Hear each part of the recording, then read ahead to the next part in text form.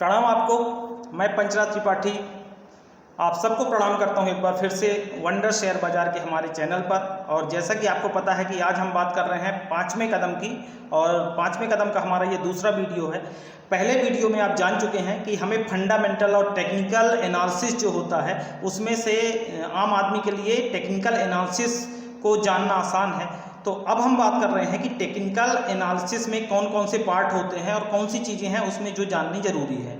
इस वीडियो में हम चर्चा करेंगे कि कैंडल क्या होती है, चार्ट क्या होता है, चार्ट के ट्रेंड क्या होते हैं, और कैंडल की ओपनिंग प्राइस और क्लोजिंग प्राइस को अगर हमें देखना है तो वो हम कहाँ पर देखेंगे। अगर आपने हमारे इसके पहले की वीडियो नहीं देखे हैं तो आप वो सारे वीडियो हम देख लीजिए, और हमारे चैनल को अगर आपने सब्सक्राइब नहीं किया है तो वो भी कर लीजिए, जिससे कि आपको और भी आगे नई नई जानकारियाँ शेयर बाज़ार के बारे में मिलती रहे।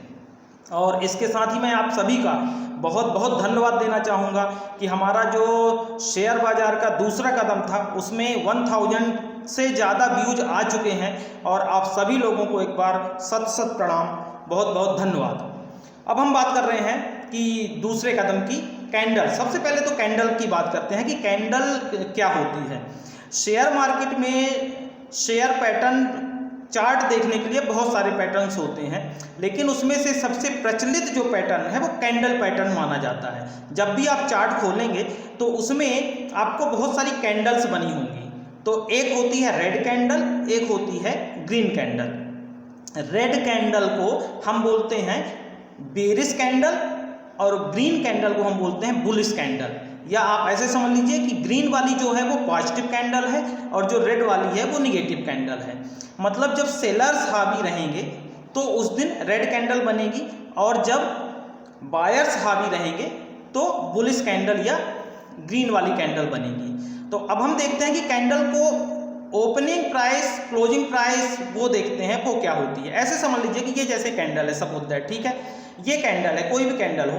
तो अगर हम बात कर रहे हैं ग्रीन इस वाली की, मान लीजिए ग्रीन कैंडल है और वो यहाँ से यहाँ तक की बनी हुई है, तो ये जो है ये ओपनिंग प्राइस है। यहाँ से भाव ओपन हुआ था उस शेयर का और यहाँ पे मार्केट बंद हुआ था। मान लीजिए ये 100 है और ये 150 है और ये 160, मान लीजिए ये 160 है, तो 160 पे बंद हुई, खुली कहाँ पे, 100 से खुली, 160 पे मार्केट उस दिन बंद हो गया।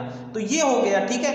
तो ये हो गया ओपनिंग प्राइस, ये हो गया क्लोजिंग प्राइस। कई बार क्या होता है कि इसमें पतली डंडी भी होती है, आप देखेंगे तो उस पतली डंडी के ऊपर जो है वो भाव वहां तक जाता है, या इसके नीचे भी एक पतली डंडी हो सकती है तो भाव नीचे वहां तक जाता है, ठीक है। तो वो होता है लो, वो होता है हाई, और ये होती है ओपनिंग प्राइस, ये होती है क्लोजिंग प्राइस हरी की।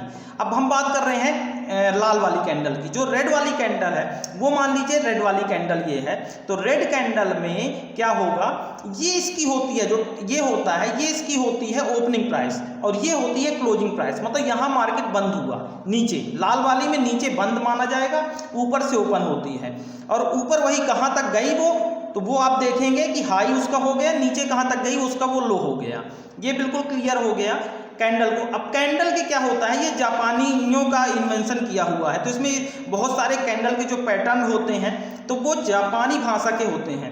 हमें बहुत ज़्यादा उसके अंदर नहीं जाना है, क्योंकि हमें कोई एग्जाम तो देना नहीं है कि हमें शेयर मार्केट में आपको टीचर बनना है किसी में, लेकिन इसके बहुत सारे कोर्स चलते हैं, तो उन कोर्सों में इतना डीप जाने की ज़रूरत नहीं है। बेसिक आप इन्हें कैंडल समझ ली, रेडिश कैंडल होती है और एक होती है जो ग्रीनिश कैंडल होती है। तो ग्रीन वाली जो होगी वो पॉजिटिव है, पॉजिटिव माने बायर है या बुलिश है, और एक होती है बेरिश कैंडल। सिर्फ इतना ही समझ लीजिए। इसमें थोड़ा सा कैंडल्स के पैटर्न आप उसमें यूट्यूब में या कुछ बुक्स में देख सकते हैं कि मॉर्निंग स्टार क्या होता है, इवनिंग स्टार क्या होता है, बहुत सारे कैंडल के, हैमर क्या होता है, बहुत सारे कैंडल्स के पैटर्न होते हैं, ठीक है। तो वो आप जैसे जैसे वैसे मार्केट में काम करेंगे तो आपको उसके लिए जानना आसान हो जाएगा। आज के लिए अगर आप इतना ही जान लेते हैं तो ये काफ़ी है कि दो तरह की कैंडल होती हैं, उनका ओपनिंग प्राइस क्या होता है, क्लोजिंग प्राइस क्या होता है, हाई क्या होता है, लो क्या होता है, ठीक है। अब हम बात करते हैं चार्ट की।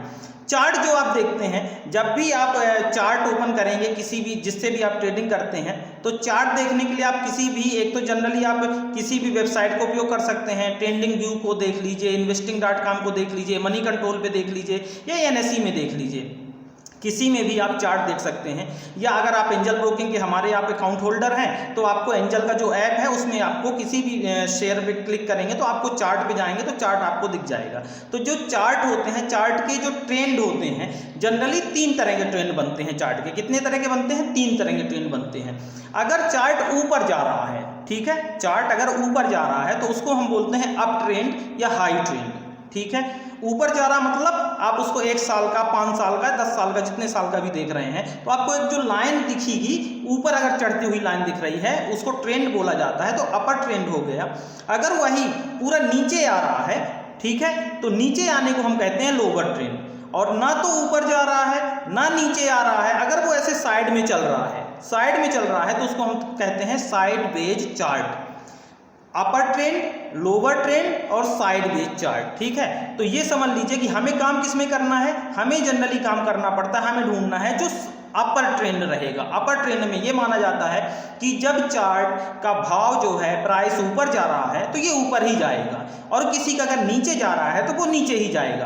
तो हमें नीचे वाले में, हमें शेयर में अभी खरीदारी बिक्री कुछ भी नहीं करनी पड़ती है, हमें जनरली इनिशियल के लिए अपर ट्रेंड वाले चार्ट पे ही काम करना पड़ता है। साइड वेज वाले में ये है कि जब भाव ना तो कहीं बहुत ऊपर जा रहा ना बहुत नीचे आ रहा है तो उस पर काम करने का बहुत ज़्यादा सेंस नहीं रहता है। तो ये आपने जान लिया। अब हम बात करते हैं सपोर्ट और रेजिस्टेंस की। 2 चीज़ें, ये बहुत महत्वपूर्ण चीज़ें हैं, सपोर्ट और रेजिस्टेंस, ये आपको जानना। जब आप कोई भी चार्ट देखेंगे तो उस चार्ट में आपको एक बेस देखना पड़ेगा कि उस चार्ट ने सपोर्ट कहाँ लिया है, मतलब जब वो नीचे गिरा था पिछली बार तो कहाँ तक गिरा था, ठीक है, तो वो उसका सपोर्ट होता है। और उसका ऊपर की जो प्राइस होती है वो ये देखना पड़ता है कि ऊपर कहाँ तक गया था, ठीक है। तो ऊपर की जो है उसको रेजिस्टेंस बोलेंगे, इसको सपोर्ट बोलेंगे। ऐसे समझ लीजिए कि इसके बीच में मान लीजिए चार्ट को काम करना है, तो ये जो है ये रेजिस्टेंस है और ये सपोर्ट है। तो ये सपोर्ट के अगर नीचे कोई भी भाव चला गया तो जनरली हम ये मानते हैं कि ये यहाँ हमें स्टॉप लॉस लगाना पड़ता है सपोर्ट पे। अगर इसके नीचे भाव चला गया तो फिर हमें वहाँ भाव काट देना चाहिए, हो सकता है वो और नीचे चला जाए क्योंकि फिर अगला सपोर्ट देखना पड़ेगा। और रेजिस्टेंस को अगर उसने क्रॉस कर दिया तो ये माना जाता है कि इसने ब्रेक कर दिया है, रिवर्सल आ गया है, तो ये और ऊपर जाएगा, ये भाव और ऊपर जाने वाला है। तो अब आप समझ गए हैं कैंडल क्या होती है, बेरिश कैंडल क्या होती है, बुलिश कैंडल क्या होती है, चार्ट के पैटर्न क्या होते हैं, ट्रेंड क्या होते हैं। तो आप चलते रहिए चार्ट के अप ट्रेंड के साथ, ठीक है, उसके साथ हमें काम करना है। और आपको बहुत सारी इसी तरह की बहुत सारी जानकारियां आसान भाषा में मैं आपको समय समय पे देता रहूंगा। आप सभी को एक बार फिर से बहुत बहुत धन्यवाद, और हमारे चैनल को लाइक और सब्सक्राइब जरूर करें। धन्यवाद।